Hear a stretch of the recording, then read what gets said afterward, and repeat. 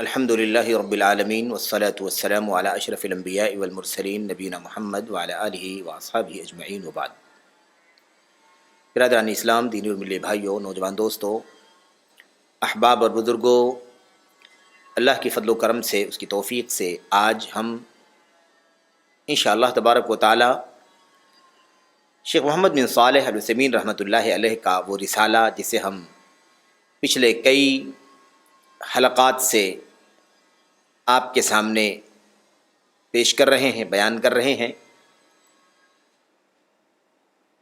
اس رسالے کا، اس کتاب کا اس وقت جو ہمارے سامنے موضوع اور عنوان ہے، جو شیخ محمد بن صالح العثیمین رحمۃ اللہ علیہ نے قائم کیا ہے، وہ عنوان بڑا اہم ہے، بڑا حساس ہے، اور اسے بہت ہی دقت کے ساتھ، باریکی کے ساتھ سمجھ لینا بھی ضروری ہے۔ یہ جو فرقے ہیں جو اللہ تبارک و تعالیٰ کے اسماء اور اس کے صفات کے سلسلے میں یا اور بھی دیگر موضوعات میں تعویل سے کام لیتے ہیں، ان تعویل کرنے والوں کا کیا حکم ہے؟ کیا یہ کافر ہیں، فاسق ہیں، گنہگار ہیں، گناہ ان کا صغیرہ ہے، کبیرہ ہے؟ حکم کیا ہے ان اہل تعویل کا، تعویل کرنے والوں کا حکم؟ ہم انہیں کیا سمجھیں، کیا حکم لگائیں ان کے اوپر؟ یہ ہے اس وقت ہمارے سامنے عنوان، جس کی وضاحت شیخ محمد بن صالح العثیمین رحمۃ اللہ علیہ نے کی ہے، اور یہ بہت ہی بنیادی اور اصولی باتیں ہیں جسے شیخ رحمۃ اللہ علیہ نے اس عنوان کے تحت ہمارے سامنے واضح کیا ہے۔ شیخ جو ہے اس موضوع کو ایک سوال کے ذریعے سے شروع کرتے ہوئے کہتے ہیں، اگر کوئی اعتراض کرے یا کوئی سوال کرے، پوچھے کہ بہت ساری باتیں اللہ تبارک و تعالیٰ کے اسماء و صفات اور اسماء و صفات کے دلائل سے متعلق، شبہات سے متعلق باتیں پچھلے صفحات میں گزری ہیں، جن میں اہل تعویل کی تعویلات کا تذکرہ آیا ہے، جنہوں نے اللہ تبارک و تعالیٰ کی کلام کی ان آیات کا یا نبی کریم صلی اللہ علیہ وسلم کی ان حدیث کا، جن کا تذکرہ اللہ تبارک و تعالیٰ کے اسماء اور صفات کے ضمن میں کیا جاتا ہے، بطور دلیل اور استدلال پیش کیا جاتا ہے، ان کی تعویل کی ہے ان فرقوں نے، ان لوگوں نے جو اللہ تبارک و تعالیٰ کے اسماء و صفات سے متعلق فرق ضالہ کہلاتے ہیں۔ منہج سلف اہل السنت والجماعت کا جو عقیدہ اس سلسلے میں ہے، اس سے وہ ہٹے ہوئے ہیں۔ ان کے بارے میں پوچھے کہ کیا آپ لوگ انہیں کافر گردانتے ہیں یا پھر انہیں فاسق اور بدعمل کہتے ہیں، گنہگار کہتے ہیں؟ یہ سوال ہے، اور یہ واقعی بہت اہم سوال ہے، کیونکہ عام طور پر اللہ تبارک و تعالیٰ کے اسماء اور صفات سے متعلق جب گفتگو ہوتی ہے تو یہ مسئلہ بڑا سنگین اور نازک بن جاتا ہے،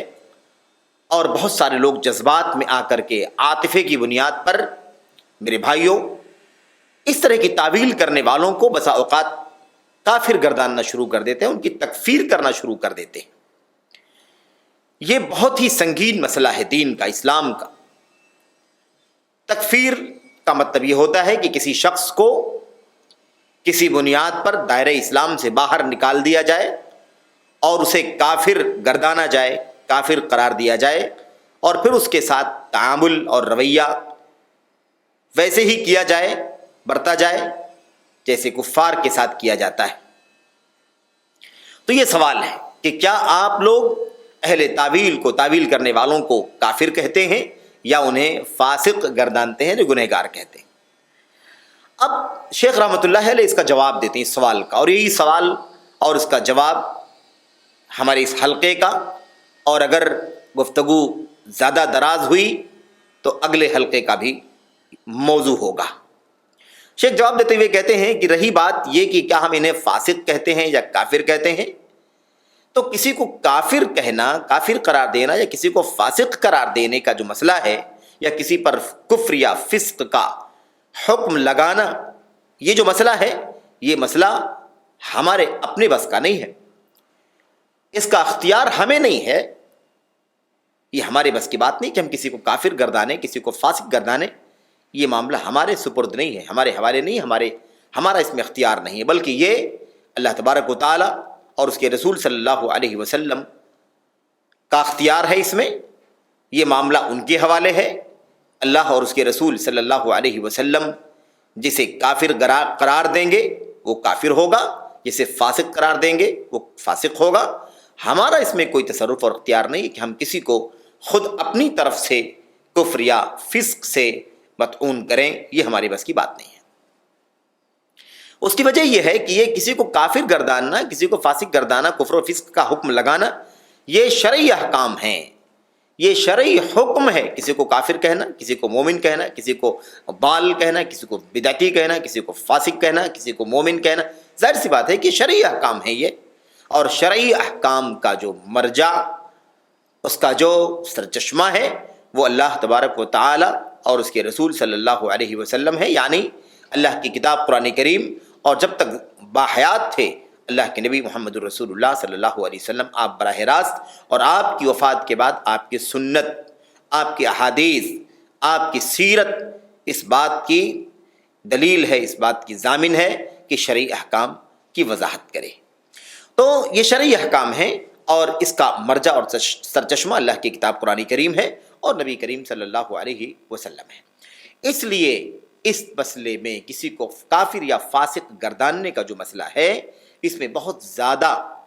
تحقیق کی ضرورت ہے، بہت زیادہ جستجو کی ضرورت ہے، بہت زیادہ یقین کر لینے، بہت زیادہ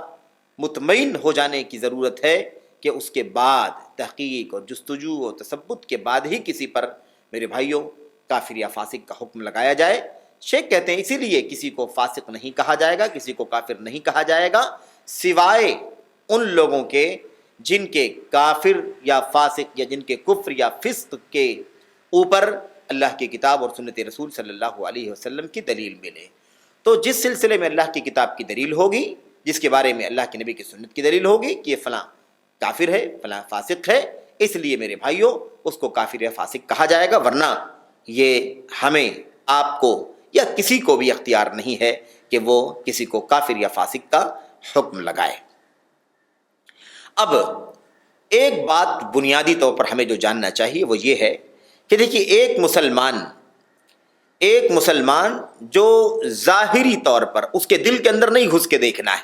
اس کے باطن کے اندر نہیں جانا ہے، اس کے کھال اور اس کے جسم کے اندر، اس کے سینے اور کلیجے میں نہیں جانا ہے، ہمیں اس کے من میں، اس کے جی میں کیا ہے، ہمیں اس پر نہیں جانا ہے۔ ایک مسلمان جو بظاہر ہمیں عادل دکھائی دیتا ہے، صالح دکھائی دیتا ہے، ستھرا دکھائی دیتا ہے، صحیح مسلمان لگ رہا ہے ظاہری طور پر، یہ ظاہری چیز جو ہمیں دکھائی دے رہی ہے یہی اس شخص میں اصل ہے، ہمیں اسی کو ملحوظ رکھنا چاہیے۔ میرے بھائیوں، میرے بزرگوں، تو جو چیز سامنے دکھائی دے رہی ہے، جو مسلمان بظاہر ہمارے سامنے ستھرا ہے، سلجھا ہوا ہے، صاف ہے، عادل ہے، صالح ہے، ہمیں چاہیے کہ ہم اسے مسلمان سمجھیں اور اس کے اسلام کو باقی رکھیں، اس کو اسلام سے باہر نہ نکالیں۔ میرے بھائیوں، جب تک کہ کوئی چیز یقینی طور پر ہمیں نہ مل جائے، کوئی چیز یقینی طور پر نہ مل جائے جس کے بارے میں شریعت کی دلیل دلالت کرے، بتائے کہ اس کام کی وجہ سے اس کی عدالت یا اس کا ایمان یا اس کا اسلام ختم ہو چکا ہے، تب تک ہم کسی کو اسلام کے دائرے سے باہر نہ نکالیں۔ یہ ہے،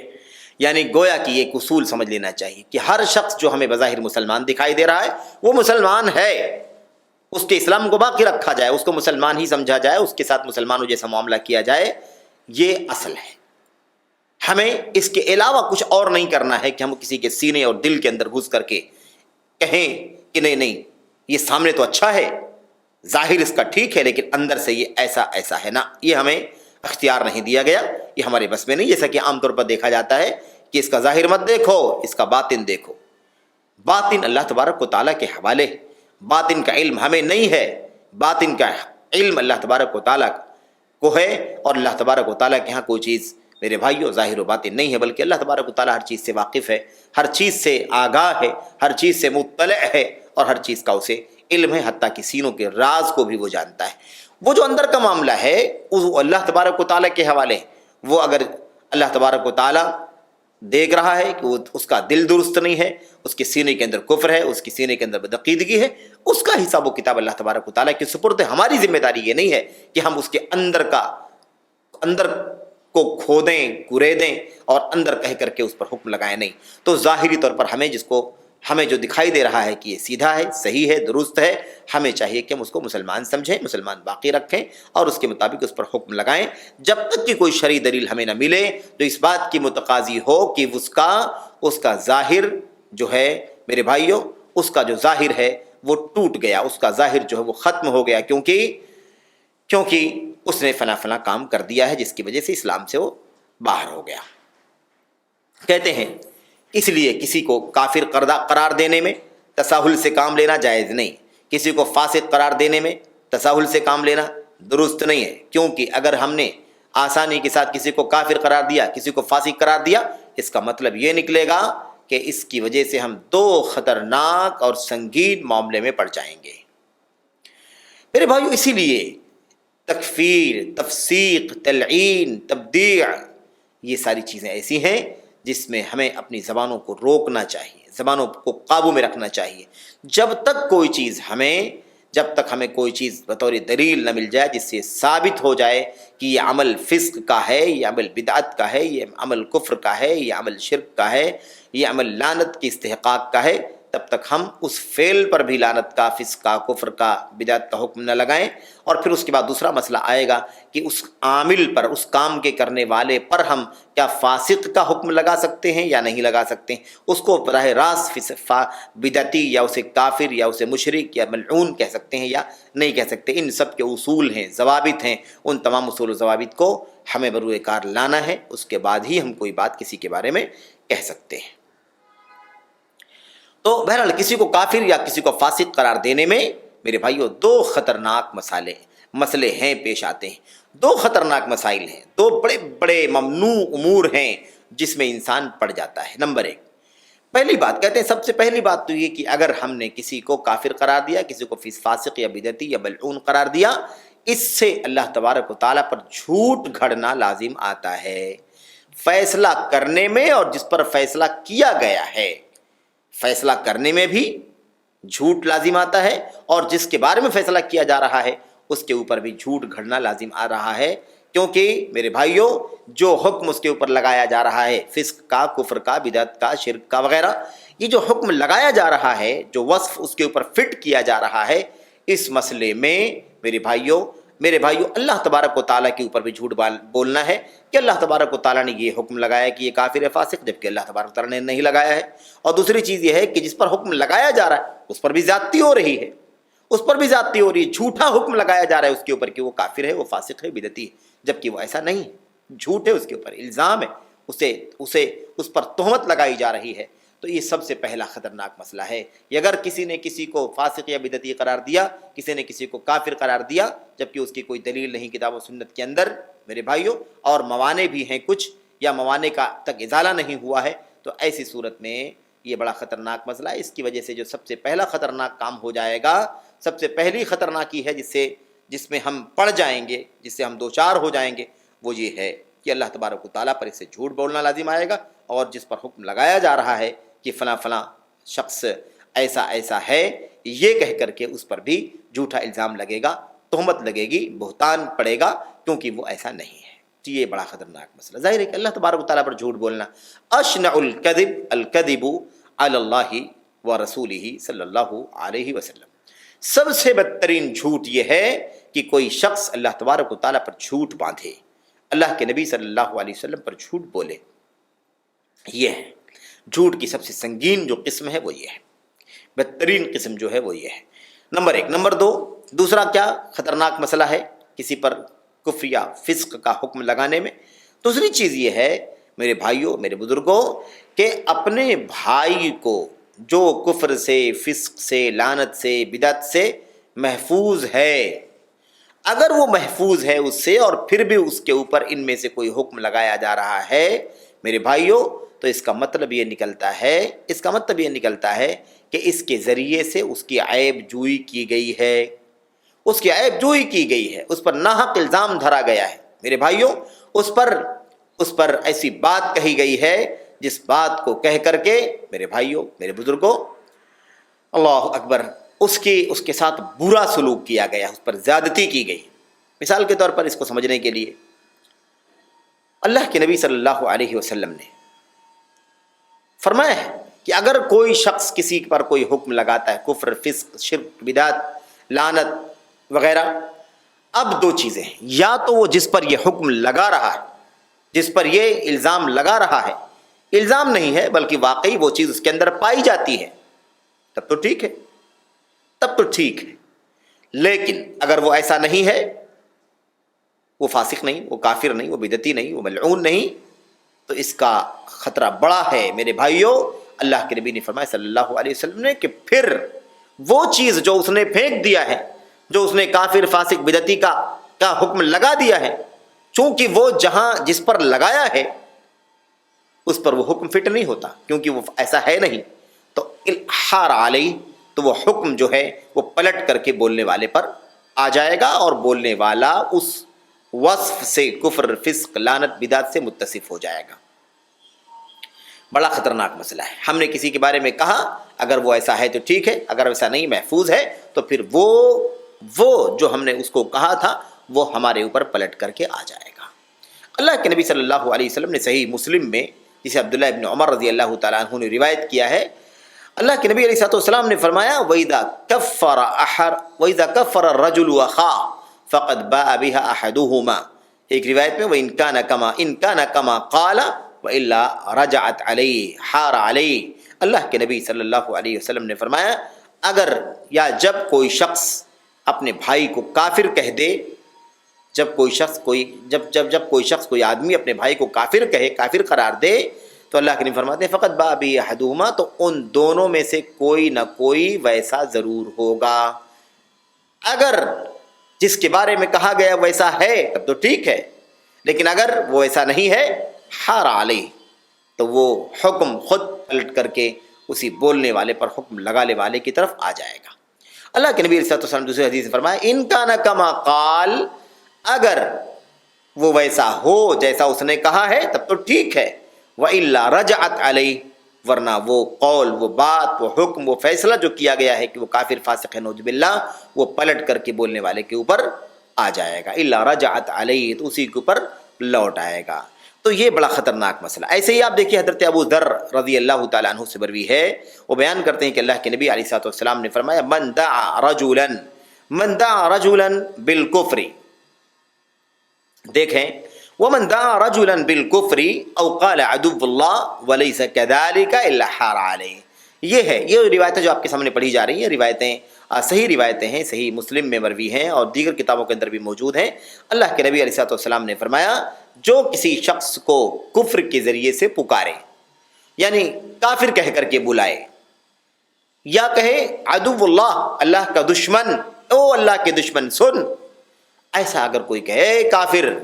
اے اللہ کے دشمن سن، اگر ایسا کوئی کسی کو بلائے، لیس کذالک ولیس کذالک، جبکہ وہ آدمی ایسا نہ ہو، جبکہ وہ شخص ایسا نہ ہو، یعنی وہ شخص کافر نہ ہو اور وہ شخص فاسق نہ ہو، وہ شخص بدعتی نہ ہو، وہ شخص اللہ کا دشمن نہ ہو، الا حار علیہ، تو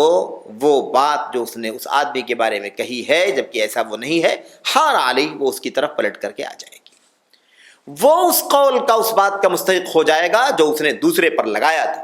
اس لیے بڑا خطرناک مسئلہ ہے، یہ بڑا سنگین مسئلہ ہے، اس لیے اس سے بچنا ضروری ہے۔ اللہ کے نبی صلی اللہ علیہ وسلم نے اسی لیے اس بات کو سمجھایا، کھول کر کے سمجھایا، تاکہ امت اس میں کوتاہی نہ کرے، امت اس مسئلے کے اندر نرمی یا اسے معمولی نہ سمجھے، اسے ہلکا نہ سمجھے، بلکہ یہ سنگین مسئلہ ہے، اس سلسلے میں اسے بہت زیادہ احتیاط کی ضرورت ہے، بہت زیادہ بچنے کی ضرورت ہے۔ اب دیکھیے، اب سوال یہ ہے کہ پھر کیا مسلمان کے اوپر کفر یا فسق کا حکم لگایا جا سکتا ہے یا لگایا ہی نہیں جا سکتا ہے؟ شیخ اس کا جواب دیتے کہتے ہیں اس سے یہ پتہ چلتا ہے کہ کسی مسلمان کے اوپر کافر یا فاسق کے حکم لگانے سے پہلے دو اہم باتوں کو دیکھنا ضروری ہے، دو اہم باتوں پر غور کر لینا ضروری ہے۔ میرے بھائیوں، جب تک ان دونوں باتوں پر غور نہیں کر لیا جاتا تب تک کسی شخص کے بارے میں یہ حکم نہ لگایا جائے کہ وہ فلاں فلاں ہے، وہ ایسا ہے، وہ کافر ہے، وہ فاسق ہے، وہ بدعتی لعنتی، ایسا ہرگز بھی حکم نہ لگایا جائے۔ یہ ہے مسئلہ۔ اس سلسلے میں پہلی بات کیا ہے؟ کون سی وہ پہلی چیز ہے میرے بھائیوں جس پر اچھی طرح سے غور کر لینا چاہیے؟ وہ کیا چیز ہے؟ وہ چیز یہ ہے قرآن کریم اور سنت رسول صلی اللہ علیہ وسلم اس بات پر، اس قول پر یا اس فعل کے اوپر میرے بھائیوں دلالت کرتے ہوں، اس قول کے فعل کے اوپر اللہ کی کتاب نبی کی سنت دلالت کرتی ہو کہ وہ فعل جو ہے وہ کفر کا موجب ہے یا فسق کا موجب ہے۔ یعنی یہ چیز اللہ کی کتاب سے اور اللہ کے نبی صلی اللہ علیہ وسلم سے ثابت ہونا چاہیے کہ وہ اس نے جو بات کہی ہے، کہنے والے نے جو بات کہی ہے یا کرنے والے نے جو کام کیا ہے، اس قول یا اس فعل کی وجہ سے، اس کام یا اس بات یا اس کام کی وجہ سے اس شخص کا کافر ہونا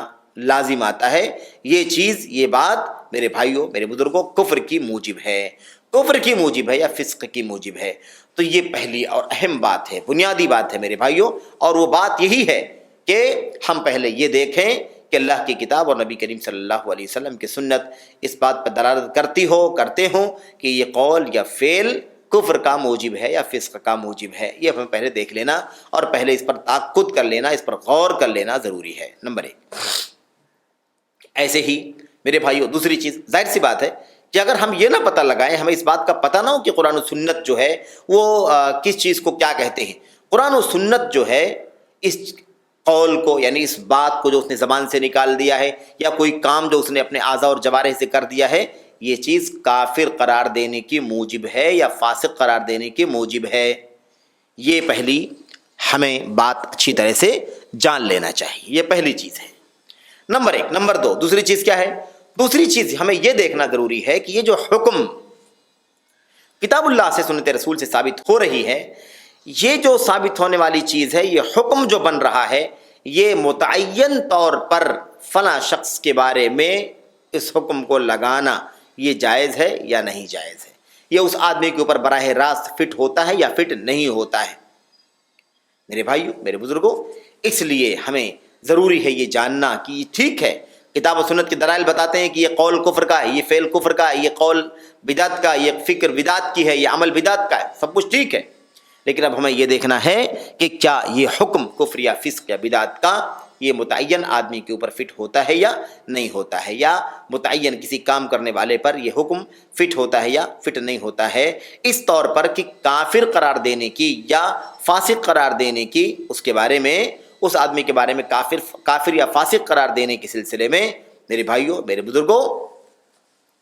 شرطیں جو کچھ بھی کتاب و سنت سے آئی ہوئی ہیں وہ شرطیں پائی جائیں، وہ شرطیں مکمل ہوں، اس کا وجود ہو۔ اور میرے بھائیوں، میرے بزرگوں، اللہ نے اس سلسلے میں ہمیں بہت سارے اصول، بہت سارے ضابطے، بہت سارے شرائط ہمیں بتا دیے ہیں۔ ہمیں یہ چاہیے کہ ہم ان کتاب و سنت کے اندر آئے ہوئی شرائط کا، ضوابط کا اہتمام کریں، اور جو اصول اور قواعد ہیں اسے برتیں، اور اس سے جب چیز ثابت ہو جائے تبھی کسی چیز کا فیصلہ کریں۔ تو یہ ہے، کہتے ہیں دوسری چیز کیا ہے کہ یہ حکم کہنے والے متعین آدمی پر یہ حکم فٹ ہوتا ہے یا نہیں ہوتا ہے۔ میرے بھائی، اس طور پر کہ تکفیر کی شرطیں مکمل ہو جائیں،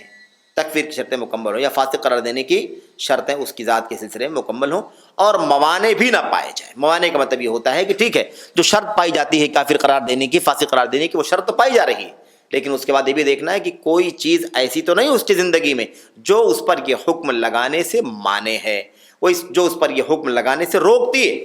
یہ بھی ہمیں جان لینا ضروری ہے۔ کیوں؟ اس لیے کہ اگر واقعی کچھ ایسی چیزیں ہیں، کچھ ایسی، میرے بھائیوں، میرے بزرگوں، کچھ ایسی چیزیں اگر موجود ہوں جس سے یہ لازم آتا ہے کہ یہ حکم ضرور ہے اس فعل کا، اس قول کا، لیکن اس متعین آدمی پر اس حکم کو فٹ نہیں کیا جا سکتا، تو موانع ختم ہو جانا چاہیے۔ یہ چیز واضح ہو جانی چاہیے کہ معین شخص جو میرے بھائیوں میرے بزرگوں کوئی بات کہتا ہے یا کوئی کام کرتا ہے متعین آدمی، تو یہ دیکھنا ضروری ہے کہ یہ حکم اس آدمی پر فٹ ہوتا ہے یا فٹ نہیں ہوتا ہے، یا فاسق قرار دیتے ہیں لوگ یا نہیں۔ کافر یا فاسق قرار دینے کی شرطیں میرے بھائیوں جب تک اس کے بارے میں مکمل نہیں ہو جائیں گی اور موانع کا خاتمہ نہیں ہو جائے گا تب تک اس پر وہ حکم فٹ نہیں کیا جائے گا۔ یہ ہے پہلی چیز۔ دوسری چیز کیا ہے؟ دوسری چیز بڑی اہم ہے، وہ بھی ہمیں یہ سمجھ لینا ضروری ہے کہ وہ شرطیں کیا ہیں۔ شرطیں کیا ہیں؟ اب دیکھیں، شرطیں تو ایسے تو ایک سے زائد شرطیں ہیں، کئی ایک شرطیں ہیں، اور ان تمام شرائط کو جاننے کے لیے پڑھنے کے لیے ہمیں کسی اور موقع پر براہ راست تکفیر کے اصول و ضوابط کیا ہیں، تکفیر کے سلسلے میں کیا کچھ ہدایات اور تعلیمات ہیں جو عام طور پر میرے بھائیو خوارج کی طرف سے ہوا کرتی ہے، یا خارجی ذہنیت جن کے یہاں پائی جاتی ہے ان کے یہاں ہوتا ہے۔ مثال کے طور پر آپ دیکھیے اخوانیت وغیرہ کی جو باتیں ہیں وہ اسی انداز کی معمولی چیزوں کی وجہ سے لوگوں کو کافر گردانتے ہیں، بلکہ اس طبقے نے تو فرقہ اخوان المسلمین نے تو پورے اسلامی مجتمعات کو، تمام اسلامی سوسائٹیوں کو، سماجوں کو کہا ہے کہ یہ مومن نہیں ہے، مسلمان نہیں ہے۔ ان کی مسجدوں سے، ان کی میناروں سے جو آوازیں آ رہی ہیں یہ آوازیں ظاہری آوازیں ہیں، ان کے دل اس سے کھوکھلے ہیں۔ بہرحال یہ انہوں نے اس طرح کے لوگوں نے یہ بات کہی ہے، لیکن آئیے دیکھتے ہیں کہ اس کی اہم شرطوں میں سے کون سی شرط ہے۔ میرے بھائی سب سے پہلی شرط تو یہی ہے، سب سے پہلی شرط یہی ہے اس سلسلے میں، اور ہمیں یہ بات جان لینی چاہیے، ہمیں یہ بات جان لینی چاہیے کہ سب سے اہم ترین جو شرطیں ہیں ان میں سے ایک شرط یہ ہے کہ اس آدمی کو اس بات کا علم ہونا چاہیے، اس آدمی کو اس بات کا علم ہونا چاہیے کہ اس نے وہ خلاف ورزی کی ہے، وہ مخالفت کی ہے، وہ غلط کام کیا ہے جو اس بات کی موجب ہو گئی ہے کہ وہ کافر یا فاسق ہو۔ میرے بھائیو پہلے اس بات کا علم ہونا چاہیے، اسے پتہ ہونا چاہیے، اس کا علم ہونا چاہیے۔ اب اگر آدمی کو معلوم نہیں ہے، اس کو پتہ نہیں ہے، وہ نابلد ہے مثال کے طور پر، اور ہم کو اس پر حکم لگائیں تو یہ حکم لگانا بیجا ہے۔ اس لیے کہ شرط اہم ترین یہی ہے کہ میرے بھائیوں میرے بزرگوں کہ وہ شخص جو ہے وہ اس بات کو جانتا ہو کہ اس نے جو مخالفت کی ہے اسی مخالفت کی وجہ سے وہ شخص جو ہے اپنے لیے کفر کو یا فسق کو واجب کر چکا ہے۔ یہ جو نقطہ ہے کہ اس کو علم ہونا چاہیے، اس بات کی دلیلیں کئی ایک کتاب اللہ اور سنت رسول صلی اللہ علیہ وسلم کے اندر موجود ہیں۔ مثال کے طور پر اللہ تبارک و تعالیٰ قرآن کریم کے اندر فرماتا ہے وَمَن يُشَاقِقِ الرَّسُولَ مِن بَعْدِ مَا تَبَيَّنَ لَهُ الْهُدَى وَيَتَّبِعْ غَيْرَ سَبِيلِ الْمُؤْمِنِينَ نُوَلِّهِ مَا تَوَلَّى وَنُصْلِهِ جَهَنَّمَ وَسَاءَتْ مَصِيرًا وَسَاءَتْ مَصِيرًا۔ اللہ تبارک و تعالیٰ فرماتا ہے جو رسول صلی اللہ علیہ وسلم کی مخالفت کرے، من بعد ما تبین له الہدی، اس چیز کی وضاحت کے بعد کہ ہدایت اسے مل گئی، ہدایت کے واضح ہونے کے بعد، ہدایت کے واضح ہو جانے کے بعد میرے بھائیوں میرے بزرگوں جو شخص رسول صلی اللہ علیہ وسلم سے اختلاف کرے گا، شقاق کرے گا، دشمنی رکھے گا، مخالفت کرے گا ان کے حکم کی، ان کے قول و فرمودات کی، جو میرے بھائیوں جو اس کی مخالفت کرے گا وَيَتَّبِعْ غَيْرَ سَبِيلِ الْمُؤْمِنِينَ، اور مسلمانوں کے راستے کو چھوڑ کر دوسرے راستے پر چلے گا، اللہ تبارک و تعالیٰ نے فرمایا نُوَلِّهِ مَا تَوَلَّى، نُوَلِّهِ مَا تَوَلَّى۔ میرے بھائیوں میرے بزرگوں تو ہم اسے اسی طرف پھیر دیں گے جس طرف وہ پھرنا چاہتا ہے، ہم اسے جس طرف ہم اسے میرے بھائیوں میرے بزرگوں ہم اسی طرف پھیر دیں گے جس طرف وہ پھرنا چاہتا ہے۔ اور کیا فرمایا وَنُصْلِهِ جَهَنَّمَ، اور ہم اسے جہنم میں داخل کریں گے، وَسَاءَتْ مَصِيرًا، اور یہ جہنم بدترین رہنے کی جگہ ہوگی، بدترین ٹھکانہ ہوگا۔ اب آپ دیکھیں کہ آیت کریمہ کے اندر بڑی معروف آیت کریمہ ہے سورہ نساء کی، اللہ تبارک و تعالیٰ فرماتا ہے کہ رسول صلی اللہ علیہ وسلم کی مخالفت جو کرے گا، لیکن مطلق نہیں ہے بلکہ وضاحت کیا ہے مِن بَعْدِ مَا تَبَيَّنَ لَهُ الْهُدَى، اس کے بعد کہ اس کے سامنے ہدایت واضح ہو جائے۔ جب تک ہدایت نہیں واضح ہو گئی، جب تک ہدایت نہیں جب تک میرے بھائیوں جب تک ہدایت نہیں ہو جائے گی، ہدایت واضح نہیں ہو جائے گی، راستہ کھل نہیں جائے گا، تب تک میرے بھائیوں ہم اس پر رسول کریم صلی اللہ علیہ وسلم کی مخالفت کی وجہ سے بھی ہم اس پر کفر یا فسق کا حکم نہیں لگائیں گے۔ تو ہمیں یہ بات جان لینی چاہیے، یہ بات اچھی طرح سے ہمیں پیوست کر لینی چاہیے کہ اللہ تبارک و تعالیٰ نے حکم لگانے سے پہلے کیا کہا ہے من بعد ما تبین له الہدی، ہدایت کے واضح ہو جانے کے بعد، راستہ اور روشنی آ جانے کے بعد، راستہ کھل جانے کے بعد جو ایسا کرے گا اس کے بارے میں اللہ تعالیٰ نے فرمایا وَيَتَّبِعْ غَيْرَ سَبِيلِ الْمُؤْمِنِينَ، اور مسلمانوں کے راستے کے علاوہ کی پیروی کرے گا، نُوَلِّهِ مَا تَوَلَّى، ہم اسے پھیر دیں گے جس طرف وہ پھرنا چاہے گا، جس طرف وہ پھرنا چاہے گا ہم بھی اسی طرف اسے پھیر دیں گے، وَنُصْلِهِ جَهَنَّمَ وَسَاءَتْ مَصِيرًا، اور اسے جہنم رسید کریں گے، اور یہ جہنم نہایت ہی برا ٹھکانہ ہے، بہت بدترین جگہ ہے جہاں انسان رہے گا۔ تو یہ ہے اللہ تبارک و تعالیٰ نے ایسے ہی دوسری آیت میں ارشاد فرمایا، وَمَا كَانَ اللَّهُ لِيُضِلَّ قَوْمًا بَعْدَ إِذْ هَدَاهُمْ حَتَّى يُبَيِّنَ لَهُم مَّا يَتَّقُونَ إِنَّ اللَّهَ بِكُلِّ شَيْءٍ عَلِيمٌ إِنَّ اللَّهَ لَهُ مُلْكُ السَّمَاوَاتِ وَالْأَرْضِ يُحْيِي وَيُمِيتُ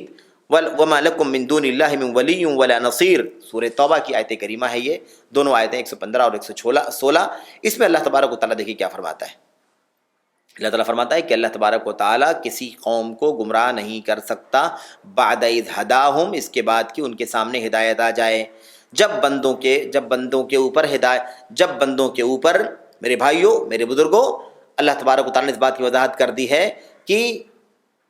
سبحان اللہ، جب تک وضاحت نہ ہو جائے اس چیز کی جس کے ذریعے سے وہ اللہ تبارک و تعالیٰ کا تقوی اختیار کریں میرے بھائیوں، تب تک اللہ تبارک و تعالیٰ کسی قوم کو گمراہ نہیں کرتا، جب تک کہ جو چیزیں تقوی کی ہیں، اللہ تبارک و تعالیٰ سے ڈرنے کی ہیں، وہ چیزیں میرے بھائیوں میرے بزرگوں ان کے سامنے کھل جائیں، واضح ہو کر کے آ جائیں۔ بے شک اللہ تبارک و تعالیٰ فرماتا ہے ان اللہ بکل شیء علیم، بے شک ہر چیز کا اللہ تبارک و تعالیٰ ہر چیز کا جاننے والا ہے۔ وہ اس بات کو بھی جانتا ہے کہ اللہ تبارک و تعالیٰ کی بادشاہت آسمانوں کی بھی ہے، زمین کی بھی ہے، تمام جگہوں پر وہی اللہ سبحانہ و تعالیٰ ہے۔ یحیی و یمیت، وہ زندہ رہتا ہے، یحیی و یمیت، وہ زندہ کرتا ہے اور لوگوں کو موت دیتا ہے۔ میرے بھائیوں خلق الموت والحیات لیبلوکم ایکم احسن عملا، یہ ہمیں اچھی طرح سے سمجھ لینا چاہیے کہ اللہ تبارک و تعالیٰ نے فرما دیا ہے کہ جب تک اللہ تبارک و تعالیٰ کے تقوی کی چیزوں کا انہیں علم نہیں ہوگا تب تک ہم ان کی گرفت نہیں کریں گے۔ بے شک اللہ تبارک و تعالیٰ ہر چیز کو جاننے والا ہے۔ بے شک اللہ تبارک و تعالیٰ کے پاس آسمانوں کی زمینوں کی بادشاہت ہے، وہی زندہ کرتا ہے، وہی موت دیتا ہے، اور تمہارے لیے اللہ تبارک و تعالیٰ کے علاوہ کوئی اور مددگار نہیں ہے۔ یہ ہو گئی بات میرے بھائیوں میرے بزرگوں۔ اس سے پتہ چلتا ہے کہ جیسا کہ اہل علم نے کہا ہے کہ کسی بھی شخص کو حتیٰ کہ وہ فرائض کا بھی انکار کرتا ہو، فرائض کو بھی چھوڑنے والا ہو، تب بھی اسے کافر نہیں کہا جائے گا اگر وہ ابھی نیا اسلام لایا ہو اور اسے صحیح طور پر نہ معلوم ہو کہ میرے بھائیوں میرے بزرگوں کیا کرنا چاہیے کیا نہیں کرنا چاہیے۔ اس لیے اہل علم نے اس بات کی وضاحت کر دی ہے کہ فرض چھوڑنے والے کو، فرض کا انکار کرنے والے کو بھی کافر نہیں کہا جائے گا، الا یہ کہ وہ ابھی نیا اسلام لایا ہو اور اس کے سامنے اس کی بات نہ آئی ہو، یعنی اسے اس کا پتہ نہ چلا ہو، تو ایسی صورت میں اس کے سامنے مزید واضح کیا جائے گا۔ میرے بھائیوں میرے بزرگوں، یہ ہو گئی بات ان شرائط کی جن شرائط کی بنیاد پر ہم کسی کو ہم کافر یا فاسق وغیرہ کہہ سکتے ہیں۔ اس کے بعد اب اگلا جو موضوع ہے وہ ہے موانع کا۔ وہ کون سے موانع ہیں میرے بھائیوں جس کی وجہ سے یہ حکم لگنا درست نہیں ہوتا؟ ہمیں یہ باتیں بھی انشاءاللہ تبارک و تعالیٰ پڑھنی ہے۔ اللہ نے چاہا تو وہ باتیں اگلے حلقے میں آپ کے سامنے ہم رکھیں گے کہ وہ کون سے موانع ہیں میرے بھائیوں، کون سے ایسے موانع ہیں جس کی بنیاد پر حکم لگانا رک جاتا ہے، حکم نہیں لگا سکتے۔ اس کے لیے ہم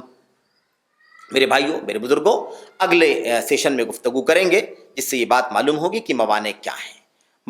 ہیں اور موانع کی شکلیں کیسی اور کون سی ہیں۔ اللہ سے دعا کرتے ہیں کہ اللہ تبارک و تعالی ہمیں اور آپ کو میرے بھائیوں اس حساس اور نازک مسئلے میں کتاب و سنت کے اصولوں پر چلنے کی توفیق عطا فرمائے، آمین یا رب العالمین۔ وصلی اللہ وسلم وبارک علی نبینا محمد وعلی آلہ وصحبہ اجمعین۔ والسلام علیکم ورحمۃ اللہ وبرکاتہ۔